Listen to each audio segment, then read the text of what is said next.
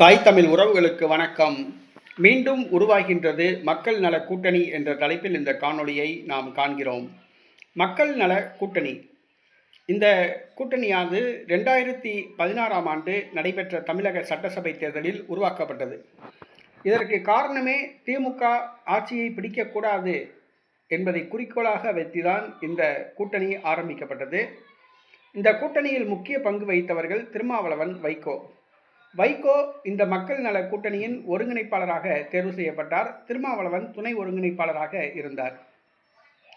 இந்த மக்கள் நல கூட்டணியில் மதிமுக, விடுதலை சிறுத்தைகள் கட்சி, மார்க்சிஸ்ட் கம்யூனிஸ்ட் கட்சி, இந்திய கம்யூனிஸ்ட் கட்சி ஆகியவை இருந்தன. தேமுதிகவை திமுகவுடன் கூட்டணி சேராமல் தடுத்து மக்கள் நல கூட்டணிக்கு கொண்டு வந்தவர் திருமாவளவனும் வைகோவும். தேமுதிக அன்றைக்கு திமுகவோடு கூட்டணி அமைத்தால் எளிதாக ஆட்சியை பிடித்திருக்கும். ஆனால் தேமுதிகவை திமுகவுடன் கூட்டணி சேராமல் மக்கள் நல கூட்டணிக்கு வந்து தலைமை தாங்கி தாங்கள்தான் முதலமைச்சர் வேட்பாளர் என்று விஜயகாந்துக்கு ஆசை வார்த்தை கூறி கூட்டணியில் இணைத்து தானும் கெட்டான் அடுத்தவனும் கெட்டான் என்று திமுகவையும் மக்கள் நல கூட்டணியையும் விஜயகாந்தையும் கெடுத்து குட்டிச்சவராக்கியது இந்த மக்கள் நல கூட்டணி தலைவர்கள் தான். திமுகவும் ஆட்சியை பிடிக்க விடலை, விஜயகாந்தும் ஆட்சியை பிடிக்கல.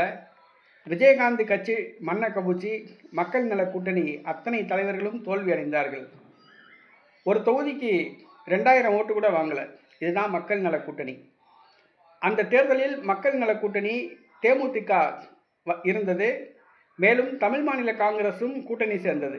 இறுதியில் திமுக கூட்டணி, அதிமுக கூட்டணி, மக்கள் நல கூட்டணி 3 கட்சிகள் போட்டியிட்டன. எளிதாக அதிமுக ஆட்சியை பிடித்தது. மீண்டும் ஆட்சியை பிடித்தது.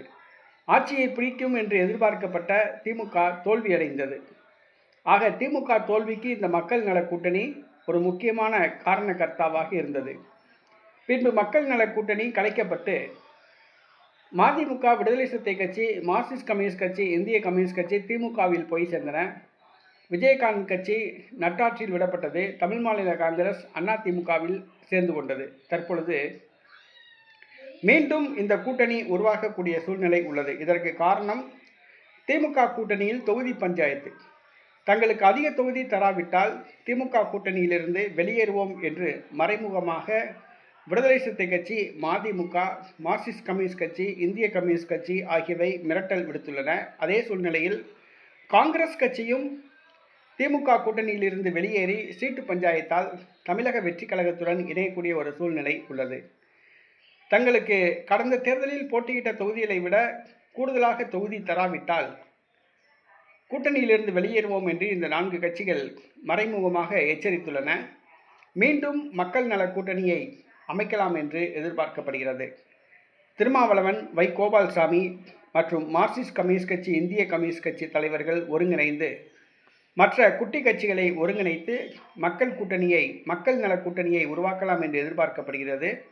அந்த மக்கள் நல கூட்டணி உருவானால் அது திமுகவுக்கு மிகப்பெரிய பாதிப்பை ஏற்படுத்தும். மீண்டும் ஆட்சியை பிடிக்காமல் ஆட்சியை இழக்கக்கூடிய ஒரு சூழ்நிலையை ஏற்படுத்தும்.